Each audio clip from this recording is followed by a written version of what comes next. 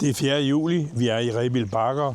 I de bakker, som Maxenius og en masse andre dansk-amerikanere købte i 1912 og indrettede et sted, hvor man kunne hver år fejre den amerikanske uafhængighedsdag, og hvor man så i øvrigt præsenterer dansk venskab i alle facetter. Der er talere, og der er optræden, og der er som regel mange mennesker. De senere år der er det så godt gået ned ad bakke med antallet af tilskuere til Rebild Festen, men i år ventes der at komme nogen i hvert fald, fordi den amerikanske politik over for Danmark er blevet anderledes efter Trumps indsættelse som præsident. Nu går vi ned og snakker med mennesker, som er kommet til Rebildfesten. Hvad synes de om den dansk-amerikanske venskabsforening, som nu altså er 113 år gammel, og hvordan ser fremtiden ud for de dansk-amerikanske relationer? Birte Berg Jensen, er du kommet alene her i dag? Ja. Kan du godt lide Rebildfesten? Ja. Har du været her før? Ja, jeg har været mange år. Ja. Også i regn og... Ja, der har også været regn i dag, men forhåbentlig holder det tørvejr et stykke tid endnu. Ja. Fra Hobro er du? Ja, Hobro-regnen. Ja, hvor mange år har du været her? Ja, det er så væk en halv år eller sådan noget. Har din familie relationer, eller du relationer til USA? Nej, men jeg har jo været et sted på arbejde på en gård, hvor sønnerne, 3 sønner var i USA. Ja. Og nu deres sønner har været der, og de har jo stadigvæk kontakt til de familier derovre, også selvom det er den anden generation, der er blevet kommet derovre. Ja. Jamen altså, hvad har været den bedste oplevelse for dig, de gange du har været her? Jamen, det er stemningen, når flagene går til tops, og når det giver sådan et eller andet. Du kan godt lide Amerika, USA måske? Ja. Vi har jo altid været gode venner med USA, og det skulle vi da gerne blive ved med at være. Ja. Hvordan ser det ud med det venskab, synes du, efter at Trump er blevet præsident? Jamen, jeg håber, at vi skal se bort fra ham, og så... Det er ikke godt, det kan jeg godt se. Nej. Men din relation, det er gården, du har arbejdet på, og sønnerne, der er udvandret der? Ja, der i sidst i 50'erne, eller først i 60'erne, tror jeg, det var. Der var mange danskere. Kom hjem med deres amerikanerbiler og og amerikanerkoner måske? Eller Nej, det gjorde de ikke. Der var jo mange, 500.000 danskere, der udvandrede omkring 1. verdenskrig og også omkring 2. verdenskrig. Og mange af dem var jo netop fra Nordjylland. Ja. Ved du, hvorfor der var så mange, der udvandrede? Nej. Men jeg synes, det var jo godt dengang, altså. At man kom ud og oplevede det, og de fik jo en masse med hjem også. Vi bygge op på derhjemme på deres gårde. Meget af det var vel ligesom i Sverige, der var hungersnød. Ja, det var måske knap nok hungersnød, men det knev i hvert fald med at skaffe føde til familien herhjemme. Ikke? Det er da i hvert fald en årsag til, at mange har taget afsted. Ja, men deres, det var nok det, de skulle ud og se noget. Deres far havde været i Argentina, så det var nok mere det derude, de skulle ud og se noget. Den gård, du arbejder på, nede på Hobro-kanten? Ja. Okay. Hvordan, nævnte du en stor oplevelse? Er der et eller andet, der har gjort særligt indtryk på dig? Nej, det kan jeg ikke rigtig sige, synes jeg ikke. Har du været, når dronningen og prins Henrik, den gamle dronning Margrethe, altså den gamle, hun er jo 84, var her, eller Victor Borge, eller nogle af de store svømmere fra USA, der holdt taler, eller hvem der ellers har været her? Ja, men det kan jeg næsten ikke huske, fordi... Så det er ikke det taleren, der taler til dig, det er stemningen? Nej, det er stemningen, tror jeg. Og kan du beskrive den? Hvad er det for en stemning? Det ved jeg ikke rigtigt. Og hvordan er det? Altså... Jo, nej, jeg kan ikke... Kan du selv godt lide USA? Har du været... Nej, jeg var så i England. Du har været i England, ja? Nej, det ved jeg ikke. Men det er nok fra den tid der, hvor de der brødre, de var derovre, og de har kommet hjem alle deres historier derovre fra, og deres store amerikanerbiler og sådan noget. Det er jo ikke så mange år siden, at når man var på landet i Danmark, og jeg gætter på, at du har været på et køkkenhold eller et pigehold. Nej. Hvad var du så? Nej, jeg er uddannet landmand. Og du er selv uddannet landmand? Ja. Er der ligheder mellem amerikansk landbrug og dansk landbrug, synes du? Nej, det ved jeg ikke. Det er også noget, jeg er pensioneret, så der er sket mange ting. Ja, men var det din egen gård, du har jeg købte en ejendom, da jeg var 25. Ja, hvad lavede du så der? Så havde jeg køer og søer. Ja. Har du ikke haft en mand til at hjælpe dig? Nej, det fik jeg så på år efter eller 3. Men han er så faldet bort nu. Nå, men du kommer stadigvæk til Rebild Festen. Ja. Er der noget særligt, der trækker dig til i år? Nej, det er bare, at jeg skulle op og støtte det. Ja. Synes jeg. For hvis der er nogen mange, der boykotter det på grund af Trump. Tror du, det er det? Jeg synes da ikke, der er så mange endnu, men det kommer måske. I'm retired. I did about 34 years with the police department there. Traveled to Denmark three times a year for a total of about 6 months out of the year. And I've been doing that for the last, 7, 8, 9 years. Okay. And you're here today with a Danish friend? Yes, yes. Yeah. But before we start talking Danish, let me hear, why are you here? So, why are you coming back to Denmark? My Danish friend. I come back to visit her a 3 times a year. So you have been to a Rebild festival before this? I have been to this location, but this is the first festival. Okay. What do you expect of the so-called Danish-American Friendship Organization's show today? I don't know that I have any expectations. I don't know. You just enjoyed it. I just come to see what it's about. Yeah, okay. Kommer du så kun til Rebildfest her 2025 på grund af din amerikanske ven? Ja, jeg har ikke været her før til Rebild Festival. Jeg har kun været her i området flere gange. Ja. Hvad synes du så om området? Jamen, jeg elsker det her, fordi det er så specielt for Nordjylland, det her område. Ja. Også det, alle de bakker og så videre. Jeg synes, det er super dejligt at se, i stedet for kun det flade. Vi er så vant til fladt i Danmark. Men det flotte, det smukke naturområde, det var vel derfor, at Maxenius og de andre dansk-amerikanere købte Rebild Ja, fordi det er så specielt. Ikke? Ja, i 1912. Men det er første gang, du er her, siger du, til en fest. Ja. Hvad forventer du så af dagens optræden? Jeg ved ikke, om jeg forventer noget, fordi jeg har aldrig prøvet før, så det er bare for os, at han kan se, at vi stadigvæk værdsætter USA i Danmark. Det gør du også måske? Ja, jeg værdsætter, at der er et venskab imellem USA og Danmark. Jeg synes, det er dumt, hvis ikke vi holder ved det. Ja. Tror du, det bliver vanskeligt i fremtiden at få en amerikansk-dansk venskabsforening kørende, når man har en præsident som Trump? Nej, det tror jeg ikke betyder noget. Fordi dem, der har en tilknytning til Danmark fra USA, de kommer stadigvæk uanset hvad. Det tror du? Ja, jeg tror ikke, det betyder noget. Det kan betyde noget, at det er sværere at trække amerikanerne til Danmark, fordi de er bange. De er jo nervøse for vores reaktion herovre. Det er der faktisk ikke nogen, der tænker på, men det er de faktisk. De er nervøse for vores reaktion på Trump herovre, fordi de hører jo også ting. Ja, hvad hører de, tror du?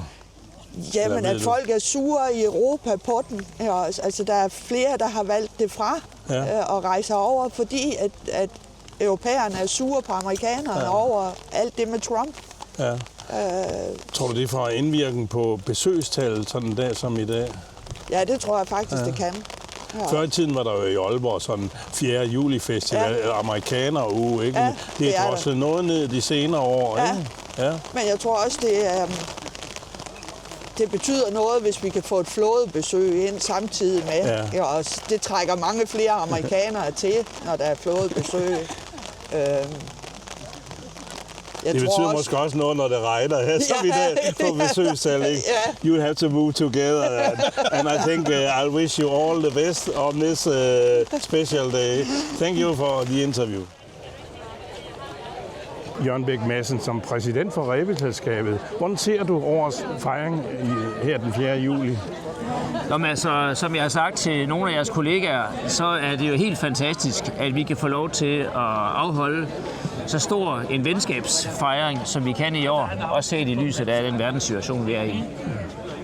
Vi har et USA, som gerne vil have Grønland under sig, og som vil make America great again, but not Europe. Det giver nogle problemer for en dansk venskabsforening, der har relationer til USA. Altså man kan jo sige, at man bliver udfordret af sådan nogle ting, men det drejer sig om, det er rent faktisk, at Rebildselskabet og Rebildfesterne, det er jo fester mellem danskere, amerikanere og mennesker, og vi er apolitiske. Og der er holdt Rebildfest i 113 år, igennem 2 verdenskrige, gennem pandemier, uanset hvem der har været præsident, og uanset hvem der har været dansk statsminister. Så det vi arbejder med, det er vigtigere end en enkelt person, der lige nu sidder ved magten. Så du tror også på en Rebildfest 2026 og årene fremover? Vi kommer til at arbejde med at skalere endnu mere op til næste år og i de kommende år. Kan du give os et hint? Hvad skal I skalere op med? Nå, men altså, vi har allerede næsten et endnu stærkere program klar til næste år, så det glæder vi os til. Jamen, held og lykke. Tak skal du have.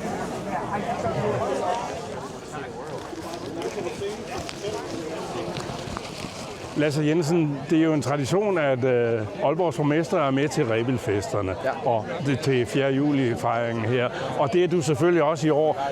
Er der nogle problemer på grund af den amerikanske udenrigspolitik, og at de ikke rigtig vil komme og hjælpe Europa?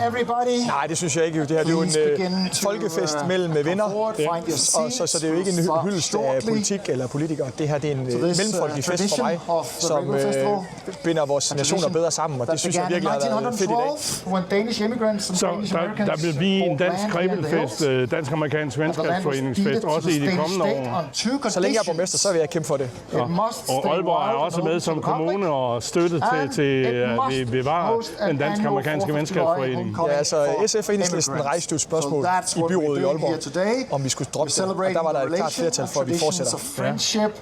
Så du må have held og lykke. Tusind tak. Tak for snakken. Europaminister Marie Bjerre, dejligt at se dig til en Rebildfest. Ja. Betyder Dansk-Amerikansk Venskabsforeningen her, Rebildfestivalen, noget for dig? Ja, den betyder meget for mig. Jeg er kommet her i mange år også som barn, og jeg synes, det er vigtigt, at vi har den her folkefest. For mig der handler det om vores folkelige relation, folk til folk, amerikanere til danskere, og det synes jeg er enormt vigtigt at bakke op om, og jeg har også min familie med i dag, det vil jeg gerne give videre til dem. Ja, så de debuterer måske så? De har også været med før. Jeg tror, det er 3. gang, de er med, faktisk. Ja. Hvordan er det at være europaminister i en tid, hvor Trump er præsident i USA? Det er klart, som europaminister har jeg fokus på Europa, og Europa skal nu være stærkere. Ja. Men det betyder jo ikke, at vi ikke skal fokusere på USA også. Vi skal have et stærkt forhold til USA. Du er politiker. Det her er en dansk-amerikansk venskabsforening. Kan det fortsætte sådan fremover? At der er plads til både politik og dansk-amerikansk venskab? Jeg synes faktisk heller ikke, at den her dag handler om politik. Det handler om venskaber. Det handler om folk til folk, amerikanere til danskere. Og det skal vi blive ved med at bakke over. Held og lykke som europaminister. Tak for snakken. Mange tak.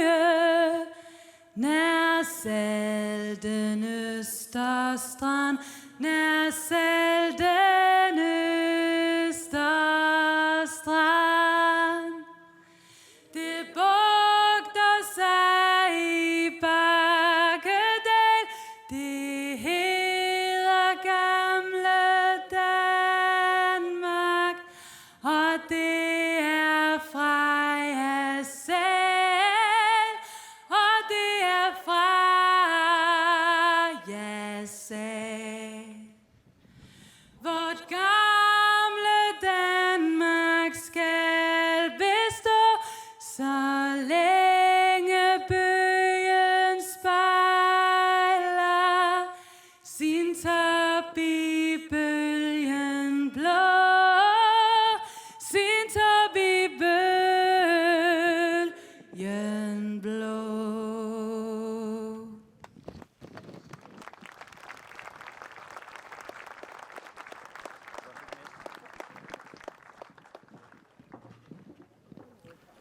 Salute for the Stars and Stripes.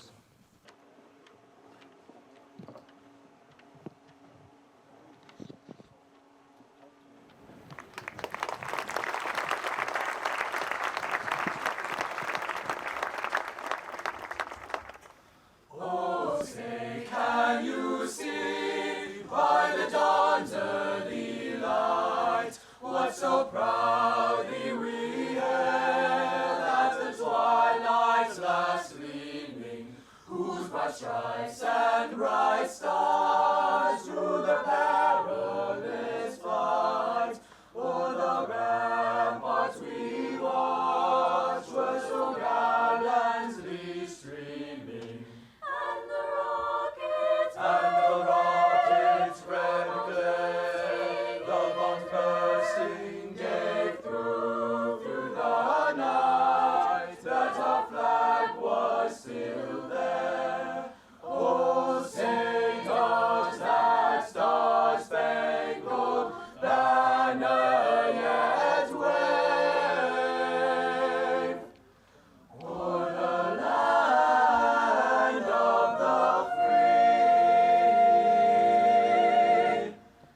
and the home of the brave.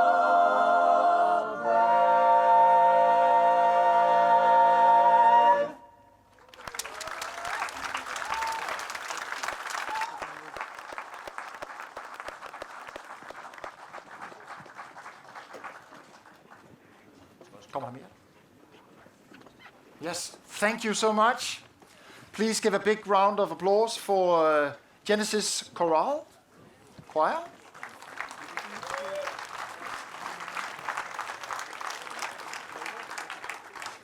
And also for Mathilde Alexandra, who sang the Danish national song.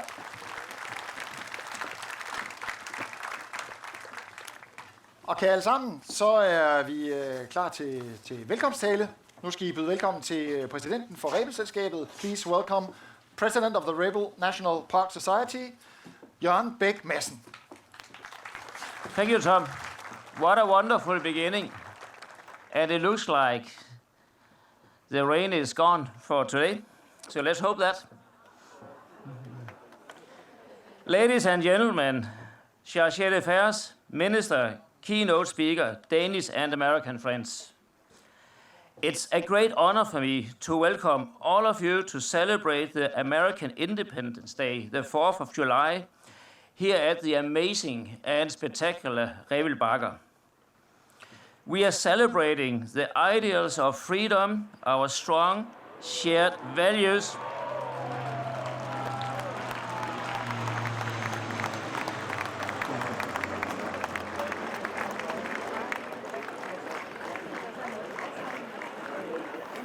wow. They were low. Okay, we are celebrating the ideals of freedom, our strong shared values, and the friendship and strong bond between Danish and American people for generations.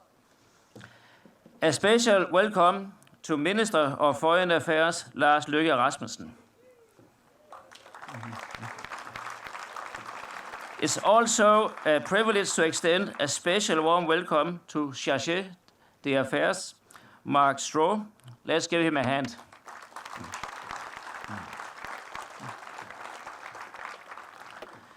A warm welcome to keynote speaker Lars Sandahl, CEO af Dansk Industri.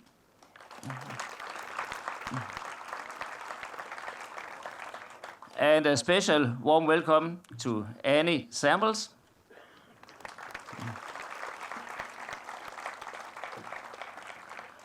Special warm welcome to Henrik Knudsen.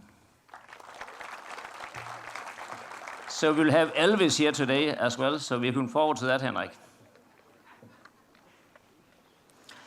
And very important also, a special warm welcome to Krista Ørum, who is the daughter of our very, very good friend from the Rebild National Park Society, Peter Ørum. Also, special thanks to our American and Danish friends and members who couldn't be here today.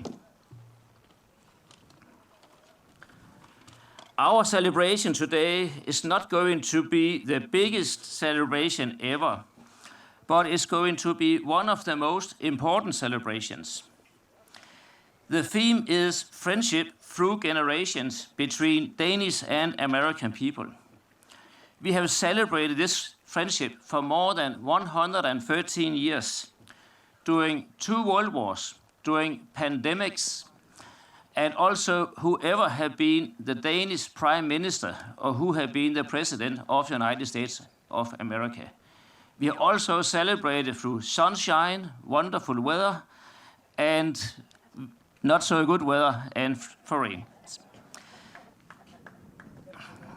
We all know that the world is facing challenges from geopolitical tension and wars leading to crisis and economical uncertainties. In these times, or in times like these, it becomes even more important to focus on things that truly matters: people, connection, and friendship. That's what the Rebild celebration all is about. We build friendship for life across generations. In a divided and challenged world, we are bringing people together. And we do it with vision, passion, and dedication, as our Danish and American friends and their families always have done for generations.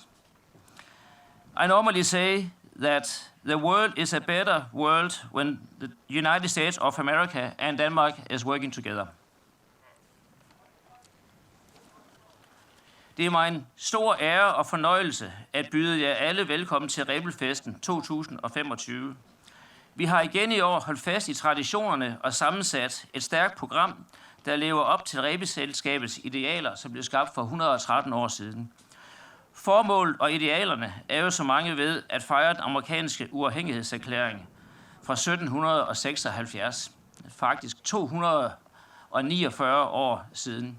Så næste år så er det en 250-års fejring. Samt de stærke venskaber og bånd mellem danskere og amerikanerne. Vi har lavet et super godt program med inspirerende talere, fantastisk musik. Dejligt, vi kan samles. Så lad os starte 4. julefejring med et brag af gode taler og underholdning. Jeg vil give ord tilbage til vores konferencier, Tom Boe. Tak for det, Jørgen. Thank you. Mange tak for det. Og lad os starte med at sige, vi er simpelthen så glade for at se jer. Altså det er vi jo altid, og det er imponerende, hvordan man fylder op i bakkerne. We're so glad to see you all, and we're very impressed year by year to see you through rain, sitting up here. And as Jørgen just said, this is a lot about traditions. So I think the weather is going to be more or less like it used to be. All right. Men vi prøver på at se, om vi kan skabe en ny tradition med knap så meget regn i år, og det glæder vi os rigtig meget til. Nu skal I høre. Det startede jo faktisk, nogen ville jo, altså onde tunger ville sige, at det næsten startede symbolsk med et flag, der ikke sådan helt ville, altså drillet lidt. Og der kan man sige, hvis der er noget, man skal lære symbolsk af det, så er det, at hvis ikke tingene lykkes i første omgang, så tager man en indsats mere, så tager man en runde mere, og så lykkes tingene. Så vi ikke lige give en hånd til dem, der sørgede for det, og bevarede roen. Some might say that it's almost symbolic how the flag didn't want to go up to begin with. And I think the symbolic thing to learn here is that then you need to try once more and hopefully you will succeed. So that's what we're trying to do today. Now we have a bit more entertainment for you, and this is the Genesis Choral Youth Choir. Please give them a big hand.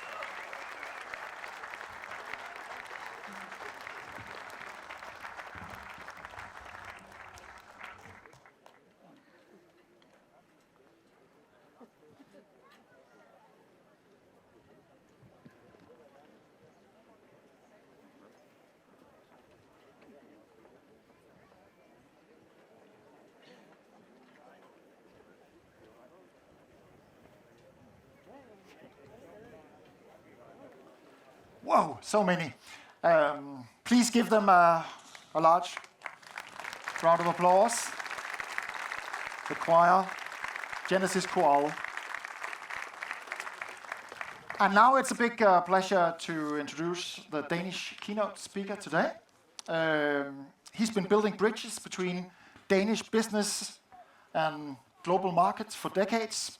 Since 2019, he's headed Dansk Industri, Denmark's largest employer organization. He's championing competitiveness, the green transition, and transatlantic trade on behalf of more than 20,000 member companies. He's educated in Japan and the United States. Lars Sandahl embodies the international outlook the Rebild Festival celebrates.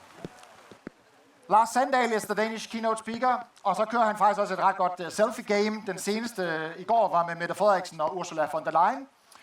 Og jeg tænker, han sidder lige hernede ved siden af Lars Løkke, så han kan også lige nå en i dag. Men nu skal I byde rigtig mange gange velkommen til Lars Sandahl. Please welcome Lars Sandahl.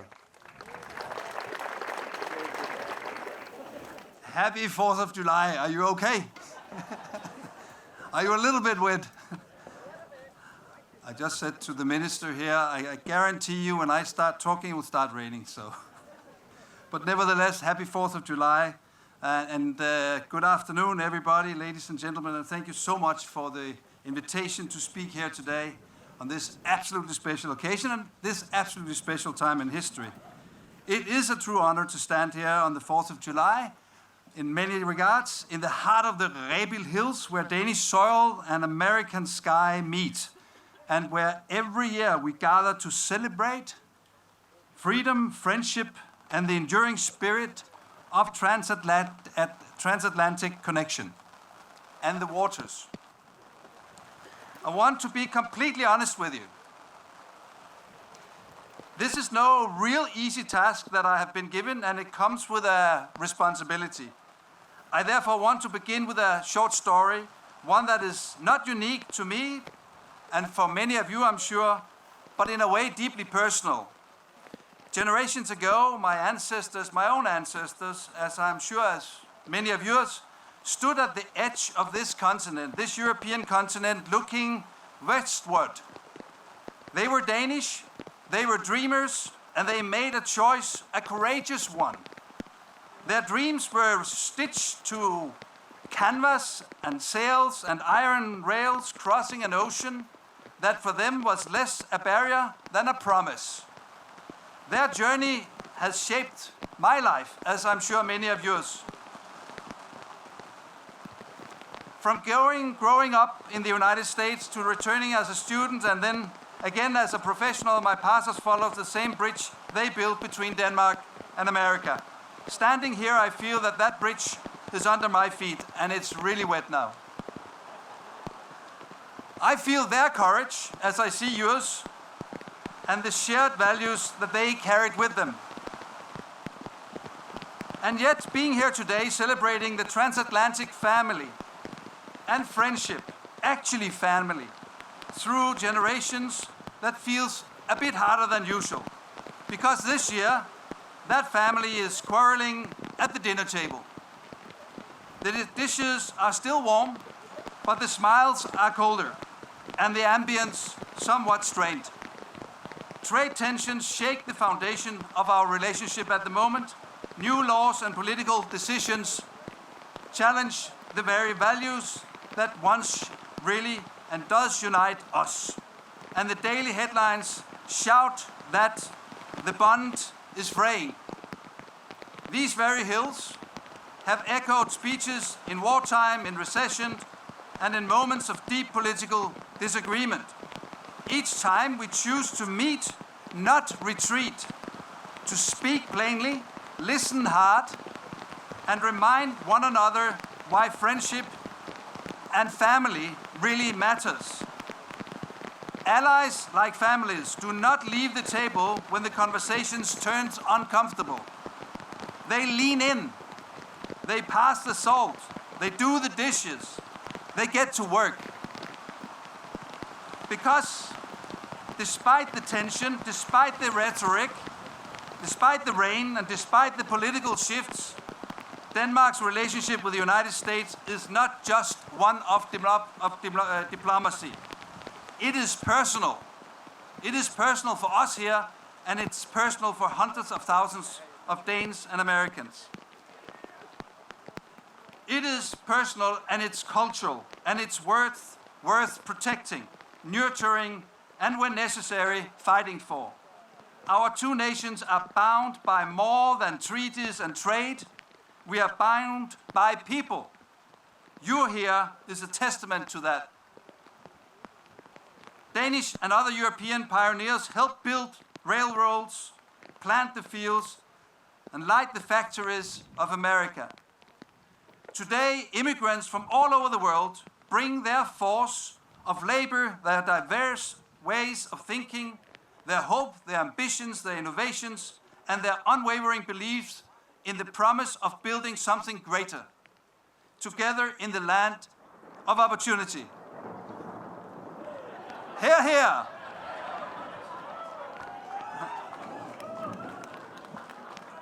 They are agreeing upstairs. Because of that past and present heritage, the United States now leads the world in discovering tomorrow's solutions, from deep tech research to breakthrough business models. That is truly impressive. This is the America Denmark has long admired, still admire, and is so deeply dependent on. Its audacity inspires our entrepreneurs, researchers, and students to think bigger. Its cultural influences move art, education, sports, and innovation. Crucially, diversity has always been the engine of success. Talent from every corner of the globe has come and become a foundation pillar of America's ingenuity, as well as American talent spread around the world has impacted modern ways and modern days ways of thinking and working globally.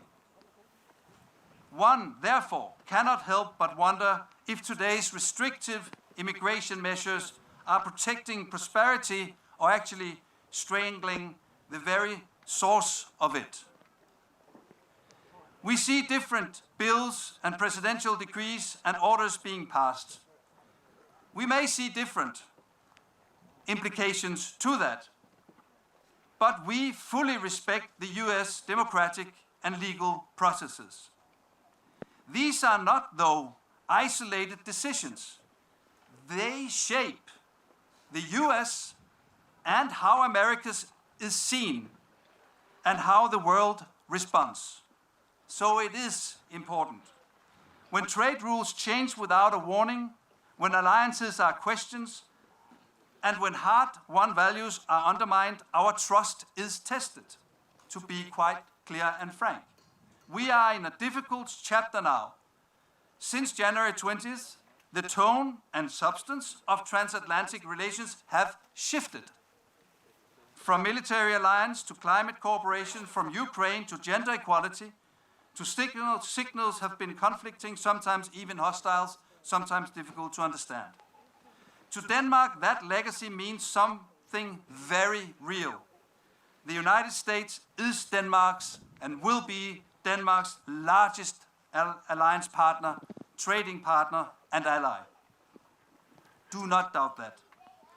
Over 1,000 Danish companies operate across 50 states, supporting more than 200,000 jobs in the United States. From wind turbines to life-saving medicine, Danish innovation flows through American communities every single day. But the clock is ticking. By 9th July of this year, in a few days, the US and EU talks must land a deal that protects jobs and growth on both shores. If Washington instead slams the door with higher tariffs, Europe must hit back, calmly, proportionally, but decisively. Friendship thrives on fairness. But if fairness falls and fails, we will defend our workers and our values in this end. So let me be clear. We respect the democratic choice of the American people, obviously, but friendship does not mean silence. It means honesty even when it's uncomfortable. Europe too must face this moment with clear eyes. we are stepping up, taking responsibility for our security, our own security, rearming, investing in our competitiveness, and preparing for a future that cannot rely solely on American leadership alone. It is neither fair nor sustainable to expect the US to carry the huge burden of our security, of global stability alone. Those days are over, and that's okay if we rise to the challenge. And that's fair that we take our share as well in this part of the world. Europe must become a more equal partner, and Denmark, now holding the EU presidency, has a historic opportunity to lead in shaping that stronger, more resilient Europe and EU. The good news, Danish companies now know how to navigate through rough waters, just like the first immigrants actually did. They are present, they are resilient, they are building solutions from green technology to bioscience that America needs. And they are doing it in the spirit of partnerships and in United States. Likewise, American talent continues to enrich Denmark. Our people, our students, our families, our ties endure. Yes, the political relationship is under strain sometimes, also now, but the human relationship is alive and well. And that is why we at Danish Industry are investing in our presence in the US, in Washington, in New York, helping our companies and find their way through the new landscape, together with our Ministry of Foreign Affairs. Because we are in it for the long run, as partners, as part of the American society. So as I look out across Rebild Hills today, I think again of my ancestors and yours, of the courage it took to leave home in search for a better life, of the bridge they built between our two nations. We stand on that bridge right now, and it's our job here, also us present, to make sure it holds. We, everyone here today, we have a responsibility, not just to celebrate the friendship between Denmark and the United States, and talk about it, but actually to protect it, to be ambassadors for strong relationship, to speak up when it's threatened, to work for it when it falters, and to pass it on stronger than we found it. The dinner table is still set. The mood might be tense, but let's keep the conversation going. Not as perfect guests, but as real family, in good and in bad, and always in the mutual respect and with a will to compromise. Because the story is not finished. It is still being written by all of us, with our responsibility and our endeavors. Thank you for listening carefully, also even through rain and thunder, and enjoy this wonderful celebration. Thank you.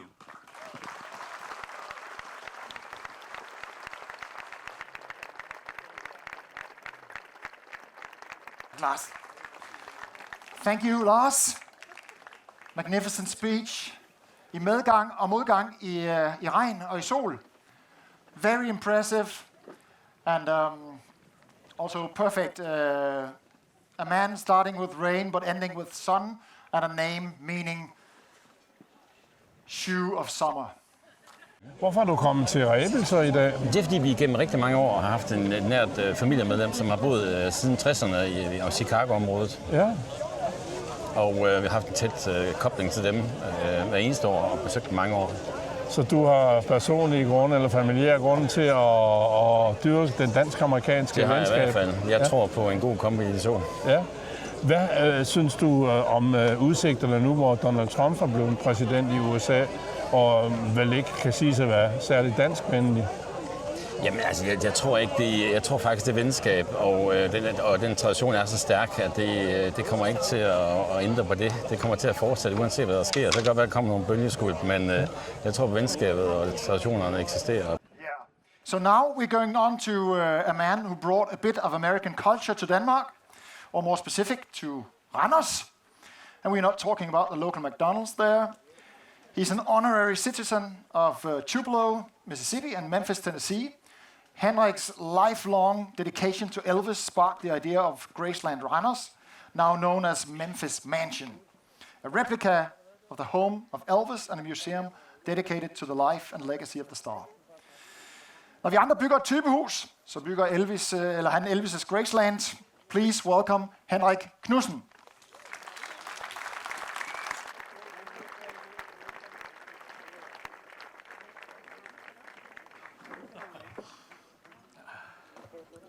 Okay. Are you all okay? Are you doing okay out there? Also, you up in the back, are you doing okay? Rock and roll. Hey, man. It's now or never. It truly is. Hey, did you see the sun came now? I'm sorry, Lars.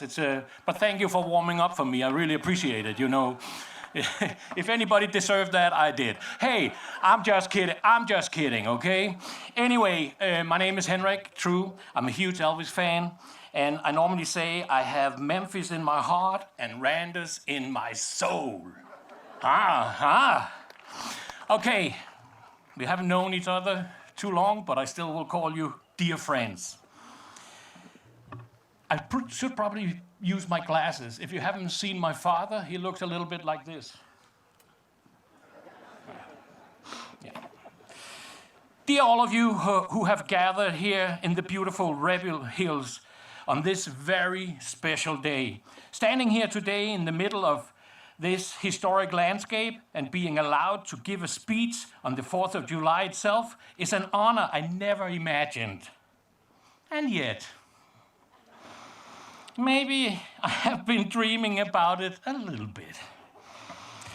Because as you will hear, dreams have a big place in my life. My story begins in Denmark, but in reality, it quickly takes me across the Atlantic. In 1972, as a very young man, I was a kid, I heard Elvis Presley for the first time. I didn't quite understand what I was experiencing, but I knew it meant something. Something was awakened in me. I had no idea that that very soul, that voice, and that energy would spark the adventure of a lifetime. That Elvis, a man I had never met, would become the focal point of both my passion and in my life. In 1984, I traveled to the United States for the first time. And like many other Danes over time, I was welcomed with warmth and openness. America didn't feel big, it felt possible. It wasn't my last trip. Since then, in '84, come on, listen, this is crazy. My travel agent is standing over there, so he's very happy now. Since then, I have made 148 trips to America. Yeah, that's special. And I loved all of them, okay? And each trip has been a new experience. Since 1992, I have worked as a tour guide with Texas Tours, and every single year I have had the pleasure of taking Danes to the country that for me symbolize both freedom, the urge to create, and a deep cultural pulse. Sorry. See, I travel very light, so when I was asked to come here, I thought, I don't need a jacket. I don't need a raincoat or umbrella. I have allergy. So this is a great place to be, just so you know, okay? So if I sound like I'm crying over something I'm saying myself, it's allergy. Okay. Yeah, see, it's now happening. Sorry. But my story is not just about travel. It's also about dreams, about daring to bring them to life. On July 4th, 1990, we started a company that was created from a simple idea to share enthusiasm for Elvis, for the music, and for American culture, and for the meeting that occurs when Danes and Americans inspire each other. Today we celebrate our 35th anniversary, and thank you, Rebild Festival, for taking care of my anniversary party today. You know, you have no idea what it costs to rent tables and chairs like this, so thank you very much. I really appreciate it. Hey, I'm kidding. Oh my God, I'm lost here. Today we celebrate our 35th anniversary. It is not just a milestone. It is proof that an idea born out of passion can grow and live when it's met with curiosity and support. Over the years, we have arranged concerts throughout the Nordic region, in parts of Europe, and of course in America. Concerts with both Danish and American musicians, because music unites across languages and borders. I have seen how people from very different places are affected by the same melody, the same feeling, the same power. Music creates community. And Elvis music has, for me, been a bridge builder between nations.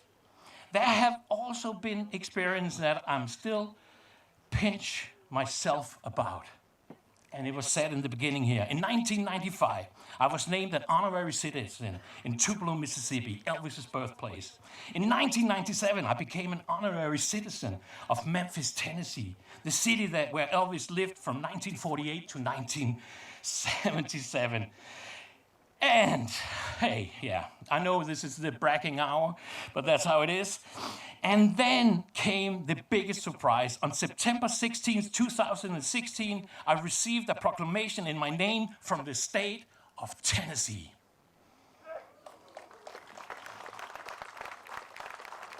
Thank you. Thank you very much. Okay. I think you have to be an Elvis fan to understand that one. Okay. It's not every day that a Dane receives such recognition, and it has touched me deeply. I carry the honor with pride, not as something I have achieved alone, but as a symbol of all that can arise when people come together in respect and shared passion. But then there was this crazy idea. An idea that most people would probably have shaken their heads at, and some did. On one of my many trips to USA, inspired by Graceland in Memphis, I thought, what if we built a copy of Graceland in Randers? It sounded crazy. And maybe it was. But I couldn't let go of the idea. And in 2011, the dream became a reality. Memphis Mansion opened its doors with a diner, American food, merchandise shop, and the world's only Elvis museum outside the USA. Today we have more than 100, hear this, last year, we had more than 160,000 visitors. Hey, come on, hey, right? But hey, no, but listen, let's be honest, everyone, okay, I'm looking at you. If this hadn't worked, right? If we had gone broke after the first year, 99.9% of you would have been standing up and said, hey, Henrik, we could have told you that. Right? Right? Sometimes we have to believe in things and go after it. Hey, that's just fine. Hey, I just have to say 160,000 guests a year and 52 dedicated colleagues help bring the house to life every single day. 52 people living in an attraction, tourist attraction in Denmark, made from, with inspiration from a home in Tennessee. Hey, could we use more of that? Could we? I think we could. I'm not just proud, I'm grateful, because it shows that you can think outside the box, that in Denmark and in Randers, there's actually room for something different. It's a gift. Sorry?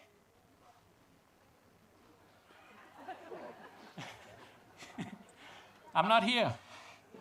Okay, I'm kidding. Hey, I love, and I have to say this, okay? It's not maybe the best time of your life to say it, but I don't care, because I love USA, and I love Americans. Yeah, I do.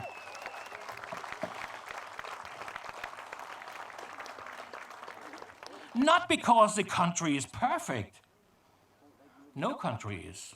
But because Americans have something I deeply admire. they can't spell the word jantelov. Yeah. What can I say? What can I say? And for you Americans, don't even look it up, that word. It's not worth a dime. They dare to believe in the big picture. They believe that you can dream big, that ideas are something you should share, not hide away, that mistakes are part of the journey, not a stain. And Americans inspire me with their entrepreneurial spirit, that energy, that courage, that drive.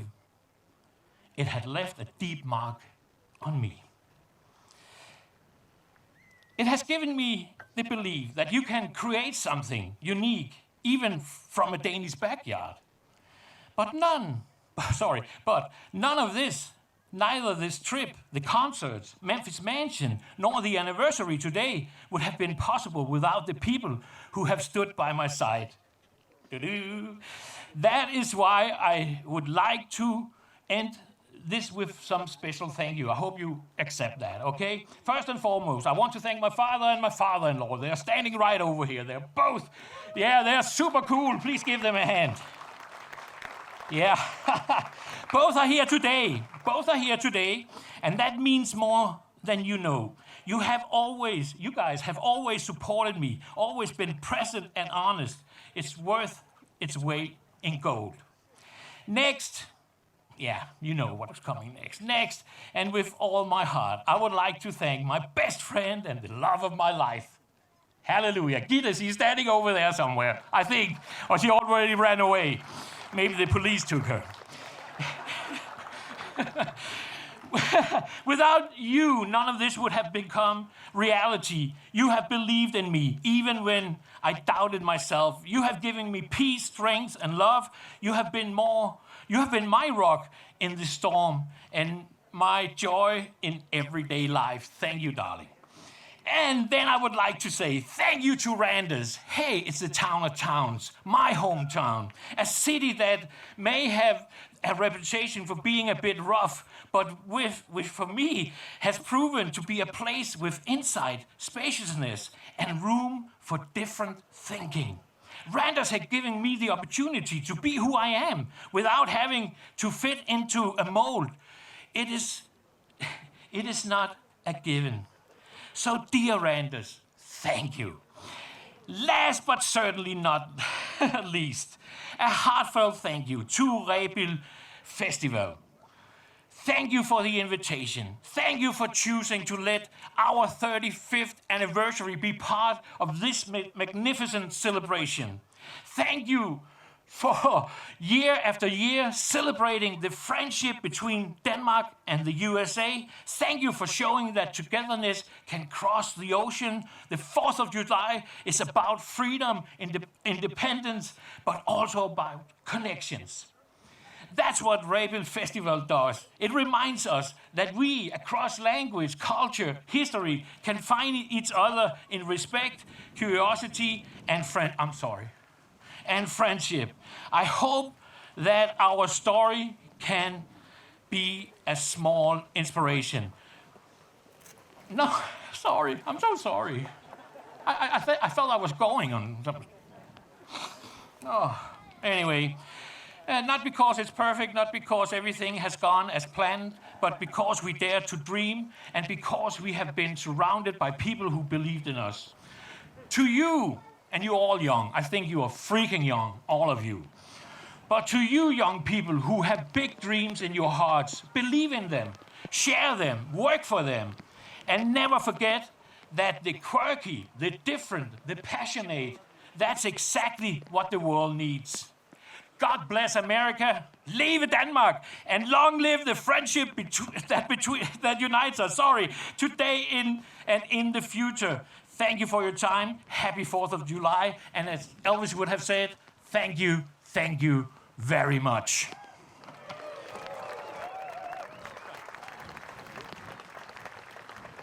Den dansk-amerikanske venskabsforening, som Rebild-selskabet repræsenterer. Hvad mener du om den idé? Jeg synes, at der skal der være plads til, ligesom der skal være plads til alle mulige andre venskabsforeninger. Jeg synes, at det skal der være. Det er jo en gammel tradition. Vi går tilbage til 1912, hvor der er det første arrangement her. Det ville da være frygtelig ærgerligt, at vi skulle til at lave om på det. Hvorfor skal vi det? Vi går lidt som katten om den varme grød. Der er jo en præsident i USA, der hedder Trump, ikke? Ja. Og det er vel ham, der får mange til at tvivle på dansk-amerikansk venskabsforenings fremtid, er det ikke det? Jo, men nu er det ikke ham personligt, vi behøver at være venner med. Nej. Vel, nu er det de andre amerikanere. Husk, der er mange danskere, der emigrerede. Ja. Til USA for at søge lykken. De bor i USA, de har familier, de har gamle familier, nogle af dem, altså de har flere generationer, der har boet i USA. Hvis vi ikke skal kunne tale med dem og drage noget nytte og noget lærdom af det, de har med hjem, så vil det være helt åndssvagt. Det skal en enkelt præsident ikke ødelægge. Det er bare sådan, jeg har det. Ja, og du tror, altså kan jeg næsten høre på en fremtid, også efter Donald Trumps afgang som præsident, en fremtid for Rebildselskabet? Selvfølgelig, også om 100 år. Ja. Altså, det kan et enkelt menneske ikke ødelægge. Jeg synes, at jeg kan godt forstå, at der bliver fokus på det, men et menneske skal jo ikke kunne ødelægge de her relationer.